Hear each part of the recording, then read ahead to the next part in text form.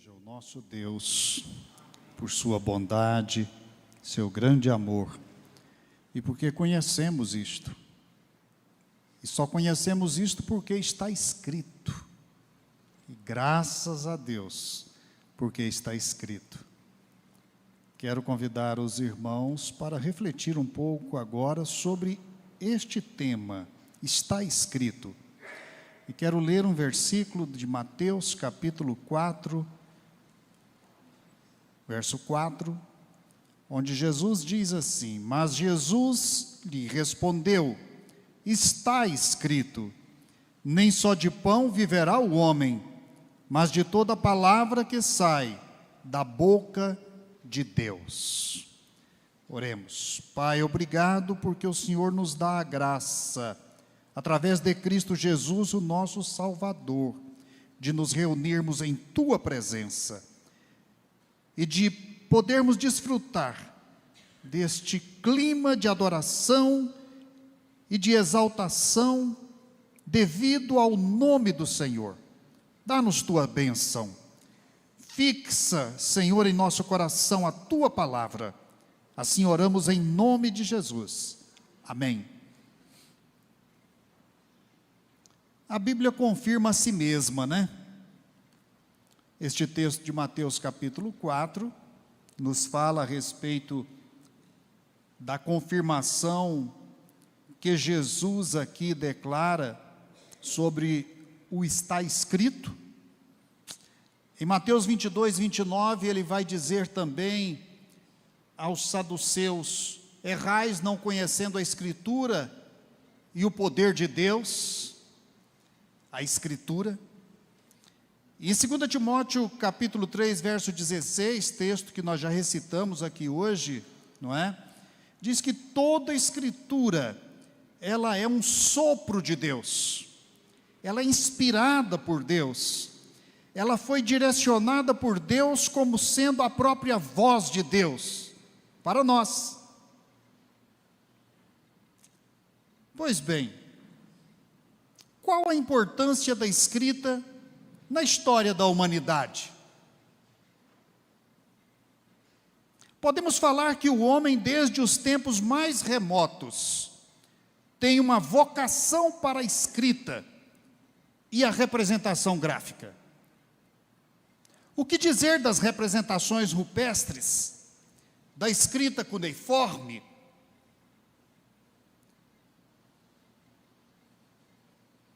Que sem dúvida chega à escrita alfabética.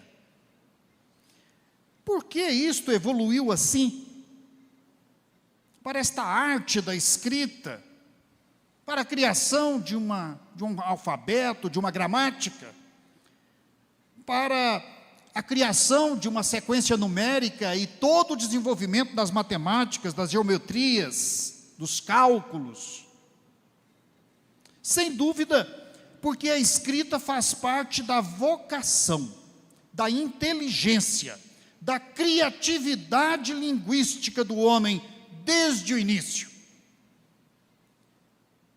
O que a roda é na engrenagem evolutiva das construções e do trabalho humano, a escrita é na evolução cognitiva, educacional e social das civilizações humanas, do Oriente ao Ocidente, das eras mais primitivas até o mundo contemporâneo, da escrita cuneiforme e rupestre até os algoritmos e códigos da linguagem computacional. Então, saber que toda a revelação está escrita é não só atual, como também indica que Deus escolheu o modo mais seguro, antigo, adequado à natureza humana que existe. Deus deu sua revelação na forma mais universal de se comunicar e de transmitir entre gerações a sua mensagem a toda a humanidade. A escrita é a língua falada representada por caracteres desenhados em um pergaminho, um papiro, ou mesmo em tábuas de pedra. O paradigma da escrita bíblica é representado no grande acontecimento do Monte Sinai, quando o próprio Deus escreveu nas tábuas de pedra os seus mandamentos. Na verdade, ele esculpiu. Ele esculpiu na rocha os seus mandamentos e entregou a Moisés. Êxodo 32, 15 e 16. Moisés volta a declarar isto em Deuteronômio 5, 22. Com esta escritura, ele firmou uma aliança com Israel. O padrão de Deus, então, desde antigamente foi escrever o que fala. Toda a palavra de Deus devia ser escrita, e isso incluía suas obras e realizações. Os grandes escritores de Deus receberam dele a ordem categórica de escrever o que ouviam e o que deviam falar. Sempre. Foi assim com Moisés, com os profetas todos, os apóstolos do Novo Testamento e escritores do Novo Testamento. E sobre isso, o apóstolo João vai exclamar com toda justiça, que se fosse escrever tudo sobre Jesus, uma coisa atrás da outra, nem ainda no mundo inteiro caberiam os livros que se escreveriam. Com isso, ele queria dizer que a glória e revelação do Senhor transcendem o tempo e o espaço e os meios comunicacionais. Quais as razões para dar ao ser humano esta escritura? Por que Deus nos deu ela? As escrituras, primeiramente, foram nos dadas, segundo a própria escritura, para facilitar a obediência do homem. As escrituras são um meio escolhido por Deus para ajudar o homem na obediência ao que ele mandava. O segredo, o objetivo da escritura é, portanto, deixar claro para o homem o que Deus está pedindo dele. Colocar as escrituras diante dos olhos do ser humano. E é interessante como que Deuteronômio capítulo 6 vai falar disto. Este texto é um dos mais importantes de toda a tradição judaica e de toda a religião judaica. É um texto que todo judeu sabe declamar.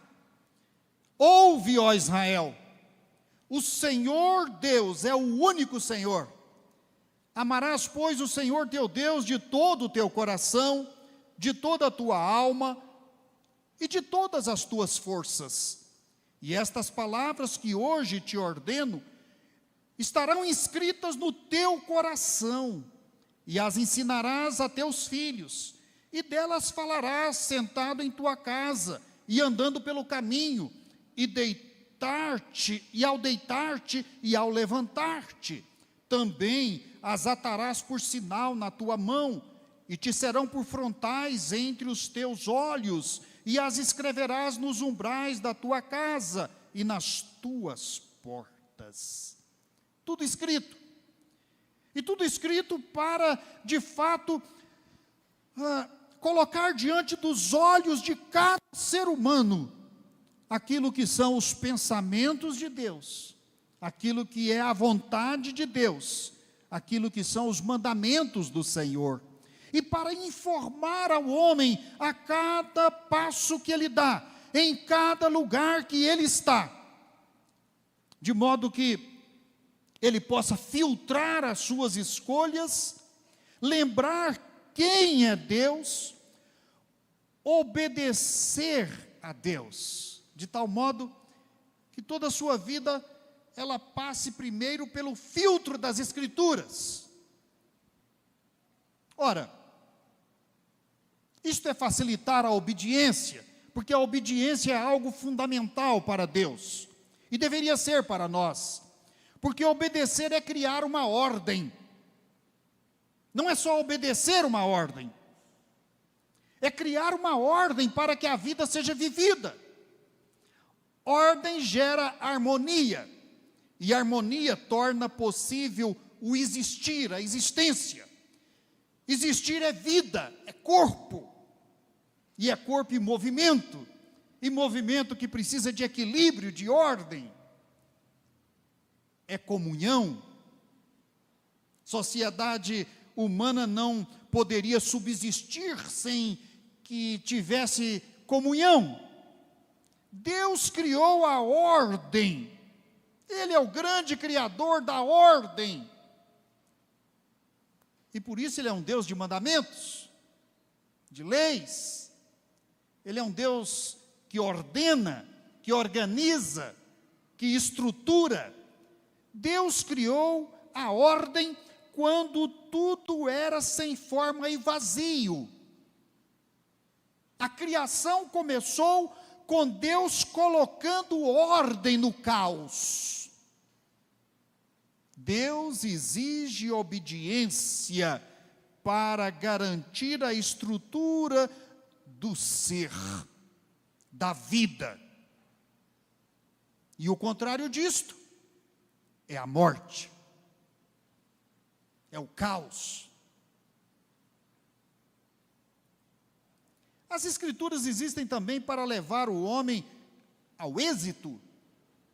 O homem foi criado por Deus para obter êxito naquilo que ele realiza.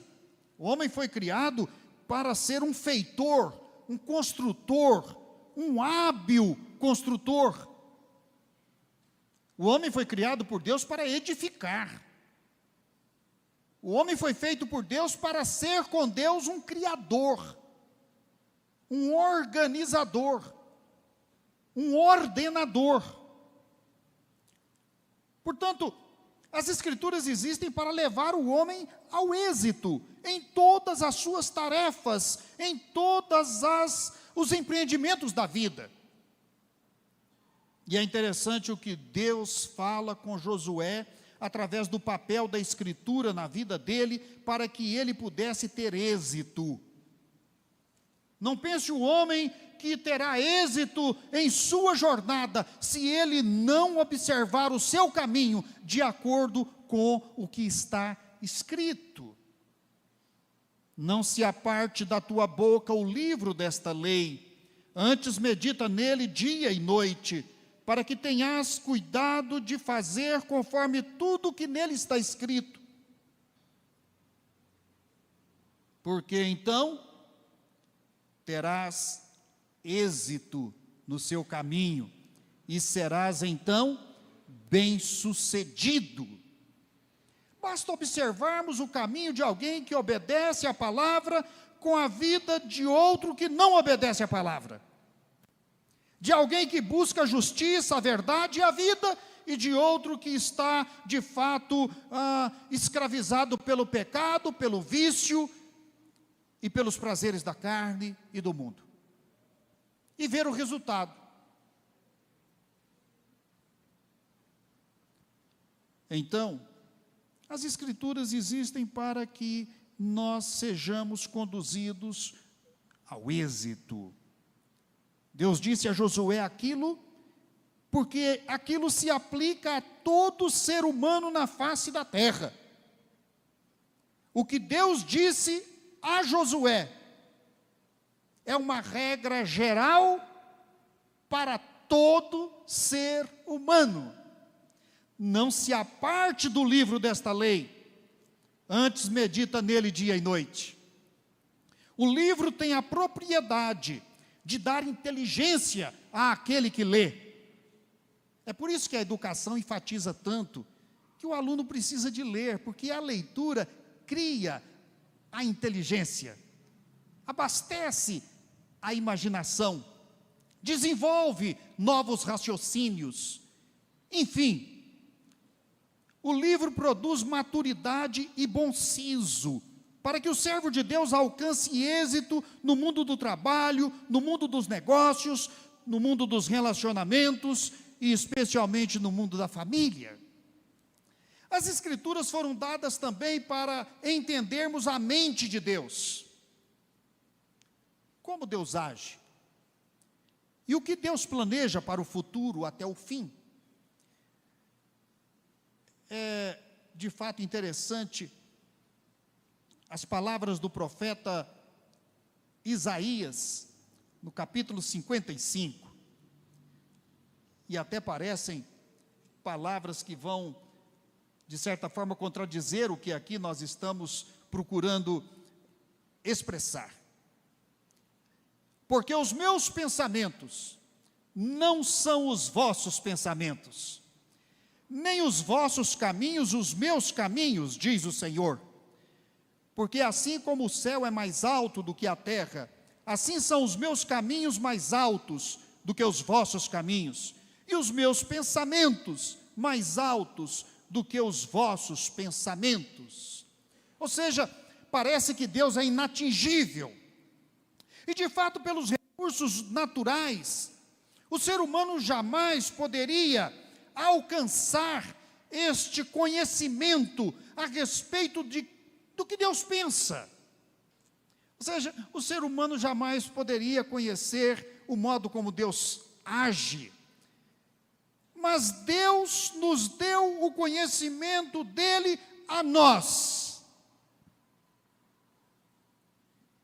Não foi resultado da obra e da inteligência humana, mas privilégio que Deus dá por sua graça, através do que está escrito, para que o homem então se delicie com o conhecimento de quem é Deus, com os pensamentos de Deus. E isto é possível porque Paulo diz que nós temos a mente de Cristo. Ou seja, ao mesmo tempo em que os pensamentos de Deus são inatingíveis, pela graça, nós temos a mente de Cristo em nós, que faz com que possamos pensar os pensamentos que são os pensamentos de Deus. Compreender aquilo que Deus pensa e como Deus age e o que Ele quer de nós, claro. Já foi citado 2 Timóteo 3,16, e como esta passagem, viu Jorge, ela é importante para podermos compreender as Escrituras. Toda a Escritura, diz ali todo grafê, expressão grega para Escritura, é o sopro de Deus, theopneustos, ou theos, é Deus,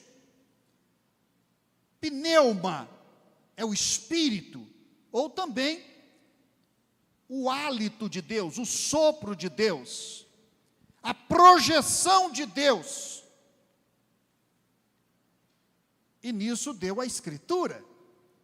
Toda a Escritura é então uma projeção de Deus, uma obra do sopro de Deus, uma ação do Espírito de Deus, de tal modo que as Escrituras se confundem com a própria palavra de Deus.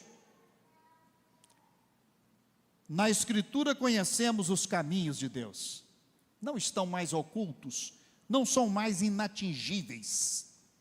Os pensamentos de Deus, o sentimento de Deus, o amor de Deus.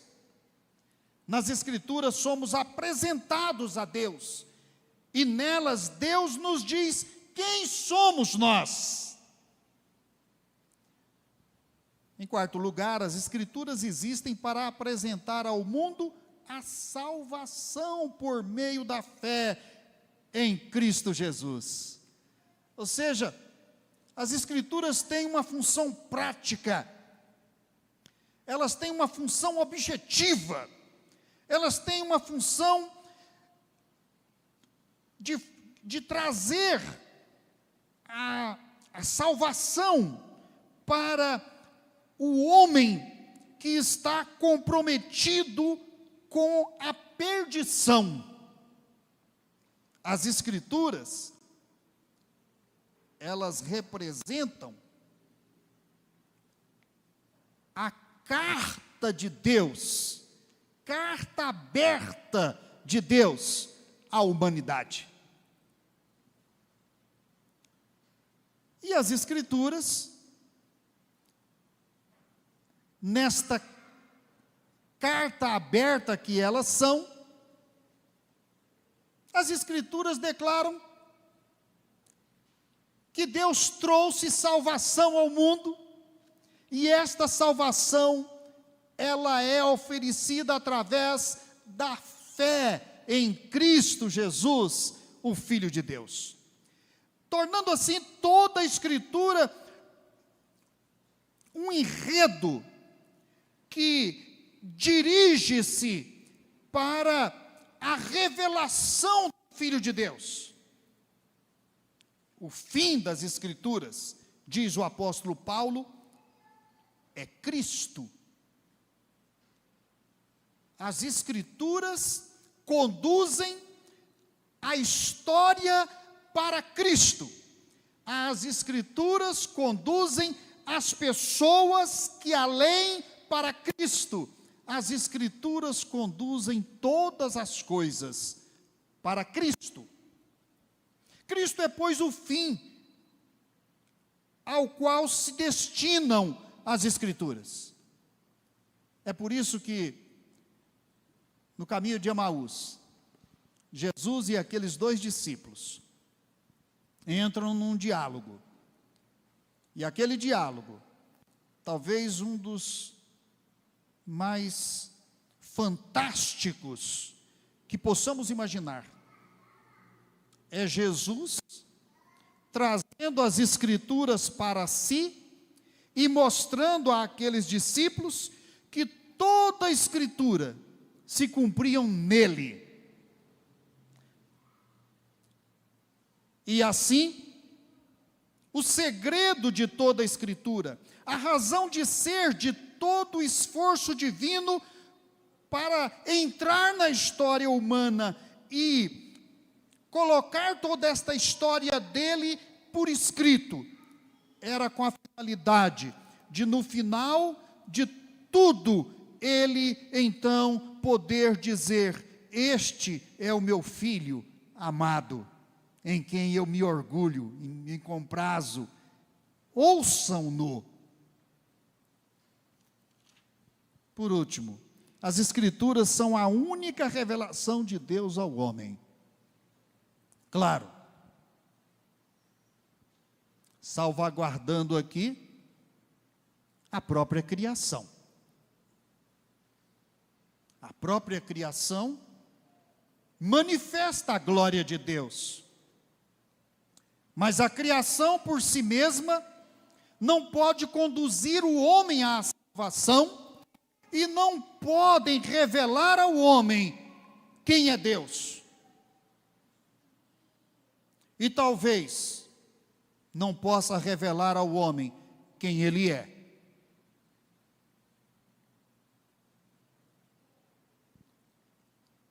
As Escrituras são a única revelação de Deus ao homem. E aqui eu não quero prolongar o que pretendia dizer, porque já vimos isto no início, o fato de que as Escrituras não devem ser alteradas. As Escrituras devem ser mantidas. Toda a Escritura adverte sobre o perigo da falsa doutrina e o perigo de se alterar as próprias Escrituras. Deus é o protetor da Escritura. O homem já tentou alterar a Escritura. E já escreveu livros alternativos à Escritura. Mas a Escritura verdadeira permanece. Ela não é digamos, removida para dar lugar a outra escritura. O apóstolo Paulo diz que se mesmo um anjo do céu anunciar outro evangelho, em lugar daquele que ele já anunciara, que fosse anátema. E o Apocalipse é muito claro ao dizer que, se nós alterarmos a Escritura, todas as mazelas que as Escrituras anunciam, recairia sobre aquele que teve a ousadia de tentar alterar a Escritura. Jesus diz que nem uma vírgula, nem um tilo seria removido. Nada nela deve ser mexido. Tudo nela expressa pensamento de Deus. Tudo nela é para a glória de Deus. Tudo nela é para a salvação de nossas almas. Conclusão, meus queridos irmãos e queridos amigos. Por que será que a Bíblia, estas Escrituras, este fatum definitivo, irremovível, declaram e afirmam e acabam produzindo um incômodo tão grande para o homem? Por que a Bíblia incomoda tanto? Por que a Bíblia é tão combatida? Porque para certas classes e até para certas nações, a Bíblia deve ser rejeitada. Eu diria, meus queridos irmãos, que as Escrituras existem para incomodar. Esse é o papel dela. As Escrituras existem para incomodar o ser humano.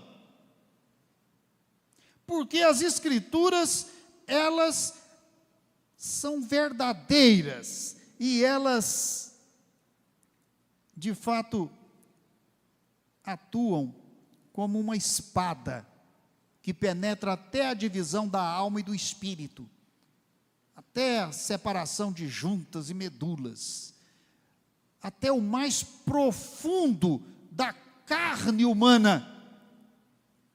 As Escrituras existem para incomodar.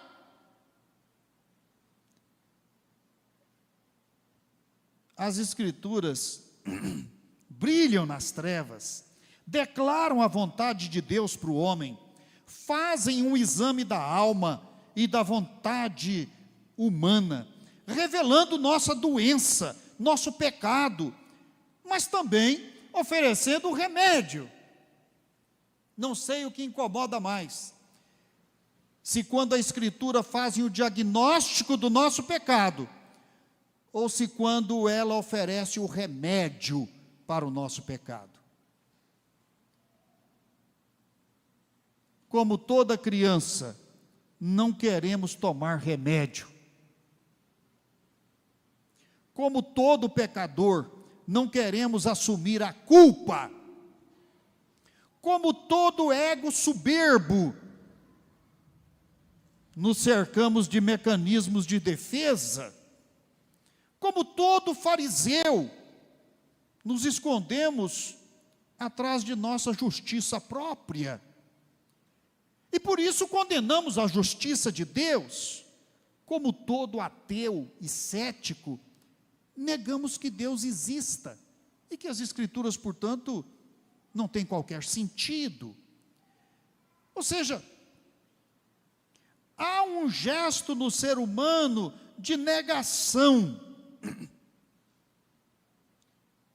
Para não se dobrar diante do mandamento divino, prefere negar o divino, negar a Cristo. Para não crer em Jesus, prefere negar que precise de salvação. Estou muito bem, obrigado. Afinal, quando a mensagem da Bíblia nos confronta, ela revela nossa fraqueza espiritual, nosso medo, nossa insuficiência moral, nossa dependência de coisas mundanas, materiais, artefatos, ídolos. Nossa inimizade contra Deus. O homem é um inimigo natural da Escritura. O homem é inimigo de Deus. Ele manifeste em algum momento que crê em Deus, mas na verdade ele está escondendo que é inimigo de Deus. O coração está longe de Deus. A alma dele está longe de Deus. Ele é fraco para admitir isto. Ele é covarde. Ele é um fujão. Ele é um medroso. E por isso ele prefere negar as coisas. E por isso a Bíblia o incomoda tanto. Por isto a Bíblia o incomoda tanto. Porque ela fere o seu orgulho. Ela fere o seu pecado. Ela fere onde está a sua ferida. Meus queridos irmãos, quando a Bíblia incomoda, ela quer, na verdade, te convencer a crer. Quando a Bíblia incomoda, ela, na verdade, está te convidando a crer. Ela está te convidando para a vida. Ela está te convidando para Jesus. Jesus é aquele que te ama. E Ele provou isto quando Ele morreu na cruz do Calvário. A Escritura, ela é dada assim a nós por Deus, porque cada geração precisa descobrir isto. Cada geração precisa ter a Escritura em suas mãos. Cada geração precisa de ter a experiência de conhecer a Deus. Cada geração é nova. Está vindo agora. E ignora tudo mais. Então, esta nova geração, ela precisa de ser incomodada e de ser confrontada com a Escritura em sua língua, em seu idioma.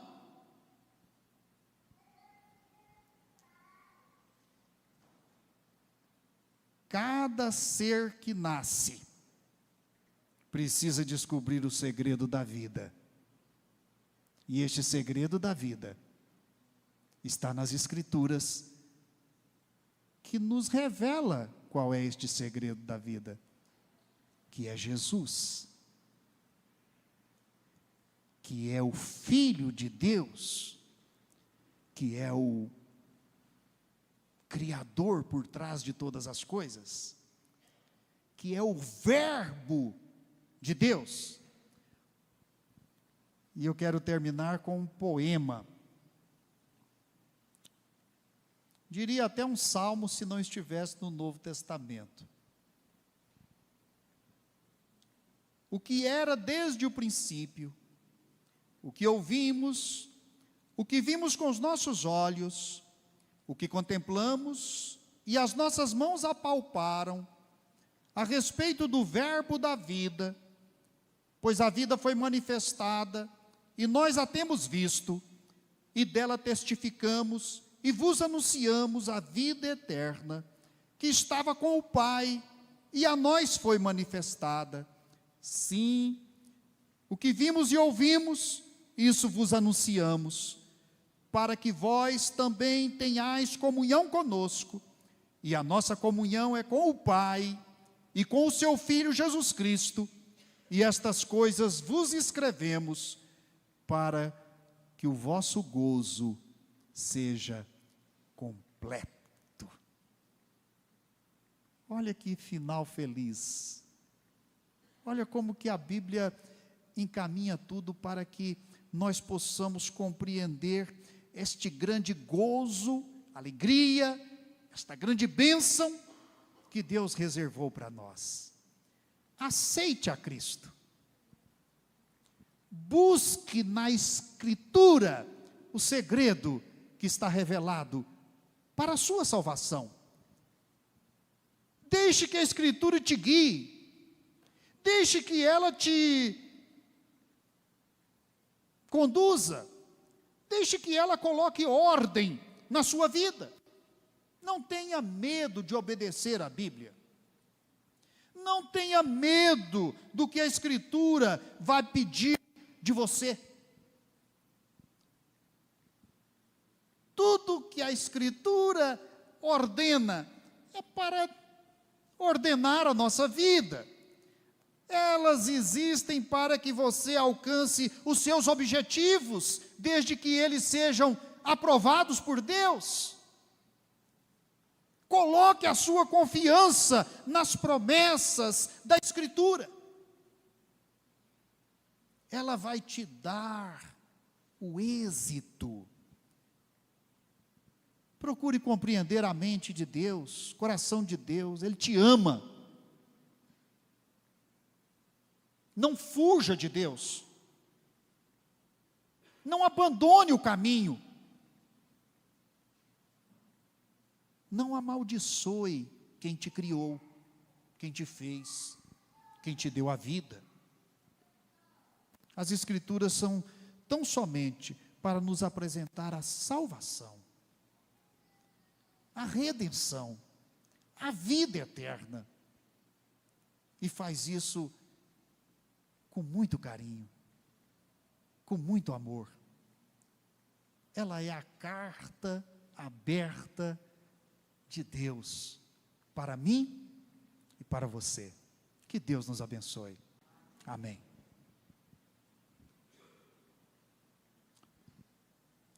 Nós vamos então agora orar.